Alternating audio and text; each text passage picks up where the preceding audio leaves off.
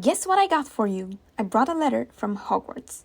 I mean, it's Korea version. Still, same about passing down some magic to next generation. Don't get disappointed yet. It's real.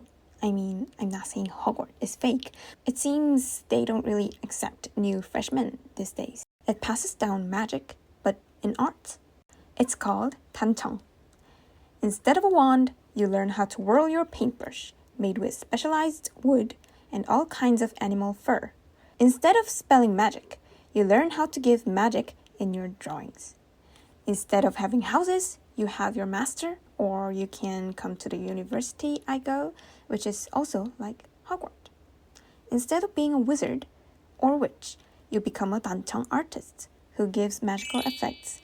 단청 might sound unfamiliar to you, but if you like BTS, you might have seen it once in music videos or stage videos or on Jungkook's arm as a tattoo. 단청 is basically paintings on Korean traditional wooden buildings.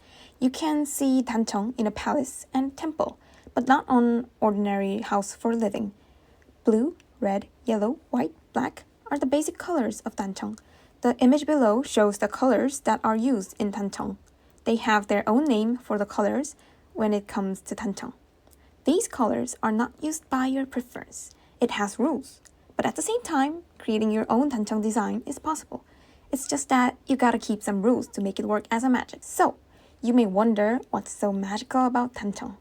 단청 is not just for aesthetic. 단청 has lots of rules. First, it protects wooden buildings from bugs, water, and mold. Second, it covers big wood cracks. Third, it shows authority of the building, like palaces and temples. Fourth, it gives religious meanings on temple. 단청 on temples make the temple a sacred place. These religious meanings are the part of the magic. These are the designs we first think of when we say 단청. But 단청 workers also paint 사군자, 불화, 벽화, 산수화, 벽화 too. Now I'll explain about the people who does 단청. The one who's great at 단청 becomes 단청장, and 단청장 is preserved as intangible heritage in Korea. There are only 4 단청장 now, and 3 of them are honorary 단청장, which means only one is able to work actively as a 단청장 now. Now, let's talk about 화승.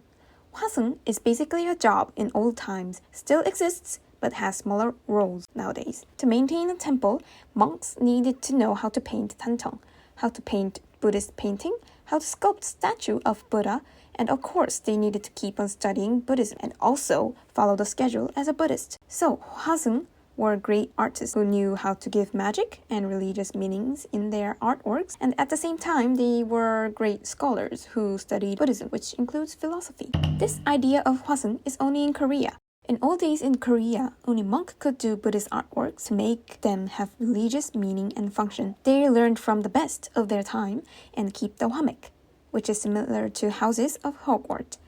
There were and are many 화meks, but since there's only few clear evidence about each one's, only few are known these days. I will introduce to you 3 representative 화mek. First one is called 일섭스님 화mek. He was a 스님, which is like a minister in Christian, a monk who mastered Buddhism studies. 일섭스님 was a scholar. He enjoyed studying late at midnight, even after a hard day. He would be in Ravenclaw if he was a wizard. Second one is called 월주스님 화mek. This 화mek has the clear evidences to prove their history. 월주스님 was known as the unstoppable one because he didn't give up protecting the Korean Buddhism during Japanese compulsory colonial era. He would be in Gryffindor for his courage. Last, 만봉스님 화mek. 만봉스님 was known for his drawing skills and his individuality in his designs.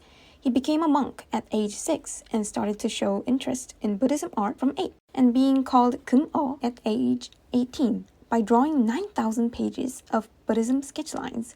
He would be in Slytherin since we can say that he was ambitious. I hope you got interest in 단청, 단청장, and Korean Buddhism. There's a saying in Buddhism that if you do Buddhism art or protect them, you get to go to Buddhism heaven. So, how about giving some interest in protecting, preserving Buddhism art as a heritage, if you're not a Buddhist, and also try to be a part of it, since nowadays Buddhism arts are not only presented by monks. You just need passion and knowledge about it. I hope you have a great day. And thank you for listening.